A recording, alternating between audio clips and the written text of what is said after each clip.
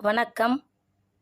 இன்னைக்கு வாமனாவில் நவ கிரகங்களான அரசியல் கட்சிகள் அப்படின்ற தலைப்பில் தான் இந்த காணொளியில் நாம் பார்க்க போகிறோம். வர்ற சட்டமன்ற தேர்தலில் 5 அணி போட்டியிடும். எனக்கு முதல்லே தெரியும் அதிமுகவும் தாவேகாவும் ஒன்று சேர வாய்ப்பில்லை. என்ன காரணத்தினால் அப்படின்னா, யார் முதலமைச்சர் அப்படின்ற பிரச்சனை வரும். கண்டிப்பாக எடப்பாடி விட்டு கொடுக்க மாட்டார், அதே நேரத்தில் விஜயும் விட்டு கொடுக்க மாட்டார். அதனால் இவங்க 2 பேரும் கூட்டணி அமைக்கிறதுக்கு வாய்ப்பில்லைன்றது எனக்கு முன்கூட்டியே தெரியும். அதே நேரத்தில் எந்தெந்த கட்சிக்கு எவ்வளவு வாக்கு சதவீதம் கிடைக்கப் போகிறது, எந்தெந்த கட்சிக்கு வாக்கு குறைய போகிறது, என்னென்ன காரணத்தினால் அப்படிங்கிறத பற்றி தான் இந்த காணொளியில் நாம் பார்க்க போகிறோம். முதல்ல நாம் நடிகர் விஜயை பற்றி பார்ப்போம். நடிகர் விஜய் கட்சிக்கு புதிய துடைப்பம் நன்றாக பெருக்கும் அப்படின்னு ஒரு பழமொழி இருக்கு இல்லையா? அந்த பழமொழிக்கு ஏற்ப சில முட்டாள்கள் இல்லை, பல முட்டாள்கள் ஆரம்பத்தில் புதிய துடைப்பம் நன்றாக பெருக்கும் அப்படின்னு சொல்லிட்டு ஓட்டு போட்டுருவாங்க. அதனால் விஜய்க்கு கண்டிப்பாக 15% 20% வரைக்கும் வாக்குகள் கிடைக்க வாய்ப்பிருக்கிறது. தனித்து போட்டியிட்டாலே விஜய்க்கு குறைந்தபட்சம் 15% வாக்குகள் உண்டு. அதே நேரத்தில் விஜய்க்கு பெண்கள் மற்றும் சிறுபான்மையினர் வாக்குகள் அதிகரிக்கும். பெண்கள், சிறுபான்மையினர், குறிப்பாக முதல் தலைமுறை ஓட்டு, அதாவது முதலாக ஓட்டு போடுறாங்க பார்த்தீங்களா, முதல் தலைமுறையில் முதலாக ஓட்டு போடுறாங்க பார்த்தீங்களா, இந்த 18 வயசு முடிஞ்சு அவங்களுடைய ஓட்டு விஜய்க்கு தான் கிடைக்குங்க. திருப்பி சொல்கிறேன், முதல் முறையாக ஓட்டு எப்படி போடுறதுனே தெரியாமல் வருவாங்க பார்த்தீங்களா, கல்லூரி மாணவர்கள், இவர்களுடைய வாக்குகள் கட்டாயமாக விஜய்க்கு தான் போகும். சீமானுக்கு அது கொஞ்சம் கம்மியாகும். இதுக்கு முன்னாடி சீமானுக்கு அது கிடச்சிட்டு இருந்திருக்கலாம்.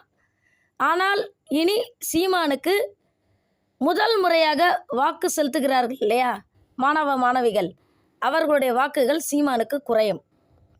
ஆனாலும் தேவையில்லாத ஆணி அப்படின்னு சொல்லிட்டு விஜய் நடித்த ஃப்ரெண்ட்ஸு படத்தில் ஒரு டயலாக் வரும் பார்த்தீங்களா, அந்த மாதிரி விஜய் அரசியலுக்கு வந்தது தேவையில்லாத ஆணி அப்படின்னு சொல்லிட்டு காலப்போக்கில் மக்கள் புரிந்து கொண்டு எந்த ஸ்பீடில் அவர் வளர்ந்தாரோ அதே ஸ்பீடில் அவர் அழிஞ்சு போயிடுவார்.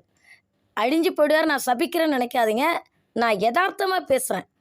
ஆனானப்பட்ட விஜயகாந்த் களப்பணி செஞ்சவர். அவர் மக்களோட மக்களாக நின்று களப்பணி செஞ்சவர், ஓரளவுக்கு அரசியல் தெரிஞ்சவர், தைரியசாலி. அவராலேயே முடியலையா, விஜயால் தாக்கு பிடிக்க முடியுமா? சரி, அடுத்ததாக நாம் யாரை பார்க்க போகிறோம் அப்படின்னா, சீமானை பார்க்க போகிறோம்.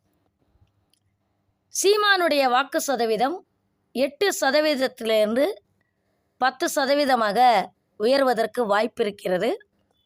என்னதான் அவருடைய கட்சியை சேர்ந்தவங்கள திமுக இழுத்து கொண்டாலும், நிறைய பேர் கட்சி விட்டு வெளியில் போயிட்டாங்க, திமுக இழுத்து கொண்டாலும் சீமானுடைய வாக்கு சதவீதம் 8% 10% உயர்வதற்கு வாய்ப்பு இருக்கிறது. அதே நேரத்தில் சீமானுக்கு இந்த முறை பெண்கள் வாக்கு சதவீதம் குறையும், சிறுபான்மையினர் வாக்கு சதவீதம் குறையும். அதற்கு பதிலாக நாடார் சமுதாயத்து வாக்குகள் அதிகரிக்கும்.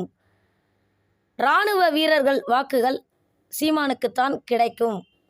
எப்படி அப்படின்னா, ஒரு 2 நாள் முன்னாடி ஒரு இன்ஸ்பெக்டர் ரொம்ப வயலண்ட்டாக நடந்துட்டார் பார்த்தீங்களா, அதனால் இராணுவ வீரர்கள்லாம் சீமானுக்கு ஓட்டு போடுவதற்கு வாய்ப்பு இருக்கிறது.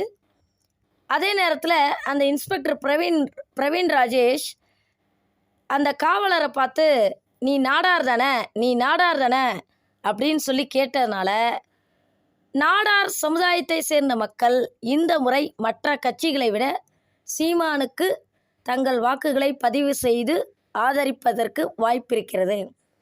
அதே நேரத்தில் சீமான் அரசியலில் தவிர்க்க முடியாத ஒரு சக்தி. ஆனால் விஜய் வந்து அந்த மாதிரி சொல்ல முடியாது. விஜய் வந்து ஒரு எலெக்ஷனில் தாக்கு பிடிக்கிறதே பெரிய விஷயம். இன்னும் ஒரு வருஷம் இருக்கு இல்லையா, அதுக்குள்ளே ஒருவேளை எப்படி சீமான் மேலே வந்து பாலியல் ரீதியான குற்றச்சாட்டு வந்து சீமான் வந்து கொஞ்சம் கஷ்டப்பட்டுட்டு இருக்காப்லையோ, அதே மாதிரியான ஒரு சந்தர்ப்ப சூழ்நிலையை திமுக விஜய்க்கு உருவாக்குவதற்கு வாய்ப்பு இருக்கிறது. ஒரு வருஷம் இருக்குது. நான் கூட சொன்னேன் 15%லேருந்து 20% வாக்குகள் விஜய்க்கு விழுன்னு சொல்ல முடியாது. ஒருவேளை திமுக ஏதாவது சூழ்ச்சி பண்ணி விஜய் மேலே வந்து பாலியல் ரீதியான ஒரு வழக்கை உருவாக்கி அவர் மேலே வந்து நெகட்டிவாக சில பாயிண்ட்ஸை கொண்டு வந்து ஒரு கரும்புள்ளி குத்தி விஜயோட வாக்கு சதவீதம் ஒருவேளை குறைவதற்கு வாய்ப்பு இருக்கிறது. நான் சொன்ன மாதிரி நடந்தா. அடுத்ததாக நாம் இப்போ எடப்பாடியை பற்றி பார்க்க போகிறோம். ஏற்கனவே எடப்பாடியால் அதிமுக அழிஞ்சு போச்சு. ஒன்று விஜய் கிட்ட போய் சமாதான பேச்சுவார்த்தை நடத்தி நீங்கள் 2.5 வருஷம் நாங்கள் 2.5 வருஷம் கர்நாடக மாநிலத்தில் இருக்கிற மாதிரி நாம் வந்து ஆட்சியை வந்து பகிர்ந்துக்கலாம் அப்படின்னு சமாதானமாக போனால் ஓரளவுக்கு அதிமுக காப்பாற்றப்படும். திருப்பி சொல்கிற அதிமுக ரொம்ப மோசமான நிலைமையில் இருக்குது. கூட்டணி இல்லாமல் இந்த தடவை எடப்பாடியோட மூஞ்சியை வச்சு நீங்கள் தேர்தலை சந்தித்தா அதிமுகவில் இருக்கக்கூடிய அத்தனை பேரோட அரசியல் வாழ்க்கையும் கேள்விக்குறியாகிவிடும். அதனால் ஒன்று எடப்பாடியை தூக்கிட்டு செங்கோட்டையனை போடணும், அல்லது ஓபிஎஸ் எடப்பாடி இவங்க 2 பேரோட இணைப்பையும் செய்யணும். அதே நேரத்தில் கேபி முனுசாமி அப்படின்றவர் அதிமுகவை பிடித்த பீடை, அதிமுகவை பிடிச்சிருக்கிற பொடதி சனியை. அதனால் கேபி முனுசாமியை அதிமுக விட்டு துரத்தி விடணும். அல்லது விஜயோடு கூட்டணி வைக்க விருப்பம் இல்லாவிட்டால் சீமான் வந்து பொதுவாக யாரோடைய கூட்டணி சேர மாட்டார், தனித்து தான் போட்டி விடுவாப்புல. பாஜகவோடு எப்படி வந்து 2019 தேர்தலெலாம் வந்து 2019 2021 தேர்தலை வந்து அதிமுக பாஜகவோடு கூட்டணி அமைத்து போட்டியிட்டதோ அதே மாதிரி பாஜக பாமகவோடு கூட்டணி வச்சா அதிமுக காப்பாற்றப்படும். அல்லது அதிமுக என்கிற மாபெரும் கட்சி இந்த தேர்தலோடு அதனுடைய கதை முடிஞ்சிடும். அதனால் கொஞ்சம் உஷாராயிக்கங்க. அதே நேரத்தில் பாஜகவை தயவு செய்து முன்பு மாதிரி யாரும் அண்டர் எஸ்டிமேட் பண்ணிடாதீங்க. ஒரு காலத்தில் பாஜக வந்து இலகணேசன் மாதிரி ஆட்கள்லாம் இருந்த வரைக்கும் அது ஒரு தயிர் சாத கட்சி. இலகணேசன், பொன் ராதாகிருஷ்ணன், தமிழிசை சவுந்தரராஜன் இவங்கெல்லாம் வந்து தலைவர்களாக இருந்த வரைக்கும் அது ஒரு தயிர் சாத கட்சி. ஆனால் இப்போ பாஜக வந்து பிரியாணி கட்சியாக மாறிடுச்சு. திமுகவுக்கு டஃப்பு கொடுக்குற அளவுக்கு ஓரளவுக்கு தைரியமாயிட்டாங்க. நல்லாவே டெவலப்மெண்ட் தெரியுது அந்த கட்சியில். அதனால் அண்ணாமலையும் அரசியலில், தமிழக அரசியலில் தவிர்க்க முடியாத ஒரு சக்தி. மற்றவங்களோட ஒப்பிடும்போது அண்ணாமலையோட நாலேஜையும் சரி, அவர் பேசுகிறதும் சரி, அவருக்குன்னு இருக்கிற என்ன சொல்கிறது சில செல்வாக்கு அதுவும் சரி, அண்ணாமலை வந்து அவ்வளோ லேசாக வந்து நீங்கள் எடை போட முடியாது. அவருக்குன்னு ஒரு ஃபேஸ் வேல்யூ இருக்குது. வர்ற தேர்தலில் பாஜக கண்டிப்பாக முன்பு வாங்கிய வாக்கு சதவீதத்தை விட அதிகமாகவே வாங்கக்கூடிய வாய்ப்பு இருக்குது. அதனால் அதிமுக வந்து பாஜகவோட கூட்டணி வச்சா சிறுபான்மை ஓட்டு கிடைக்காது அப்படின்னு சொல்லிட்டு பிரிஞ்சு வந்தீங்க இல்லையா, அந்த முட்டாள்தனத்தை கைவிட்டுட்டு தயவு செய்து நீங்கள் கூட்டணியில் இல்லாவிட்டாலும் உங்களுக்கு சிறுபான்மை ஓட்டு கிடைக்காது. அது எங்கே போகுமோ அங்கே தான் போகும். ஒன்று விஜய்க்கு போகும் அல்லது ஸ்டாலினுக்கு போகும். அதனால் அந்த முட்டாள்தனத்தை கைவிட்டுட்டு பாஜகவோடும் பாமகவோடும் கூட்டணி வைத்தால் ஒருவேளை அதிமுக பிழைத்து கொள்வதற்கு வாய்ப்பு இருக்கிறது. அல்லது அதிமுக இதோடு முடிஞ்சுது, எடப்பாடியால் அழிஞ்சுது. அடுத்ததாக நாம் யாரை பற்றி பார்க்க போகிறோம் அப்படின்னு சொல்லி பார்த்தீங்கன்னா திமுகவை பற்றி பார்க்க போகிறோம்.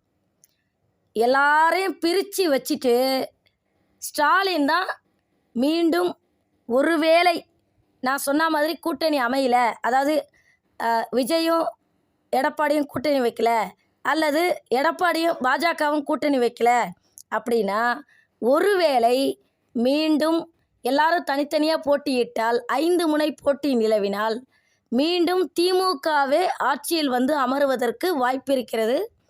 அந்த வாய்ப்பை நீங்கள் தான் உருவாக்கி கொடுக்குறீங்க. யார்? விஜய், எடப்பாடி, சீமான். பாஜக வந்து ஓரளவுக்கு கொஞ்சம் புரிதல் தன்மையோடு தான் இருக்குது, முந்தி மாதிரி கிடையாது. அதனால் இந்த லிஸ்ட்டில் நான் பாஜகவை கொண்டு வர விரும்பலை. தயவு செய்து புத்திசாலித்தனமாக அதிமுக ஒன்று விஜயோடு தனக்கு கூட்டணி சரிப்பட்டு வரல அப்படின்னா பழையபடி பாமக பாஜகவோடு கூட்டணி அமைத்து ஆட்சியை கைப்பற்றி முதலமைச்சரானால் ஓரளவுக்கு நல்லாயிருக்கும். அல்லது திருப்பி திமுகவே வந்தது அப்படின்னா அது எங்களுடைய தலையெழுத்து, எங்களுடைய தலை விதி. மறுபடியும் நாங்கள் வந்து எல்லா கஷ்டத்தையும் அனுபவிக்கணும் அப்படின்றது எங்களுடைய தலை விதி அப்படின்னு எடுத்துக்கிட்டு இந்த காணொலியை முடிச்சுக்கிறேன். நன்றி, வணக்கம்.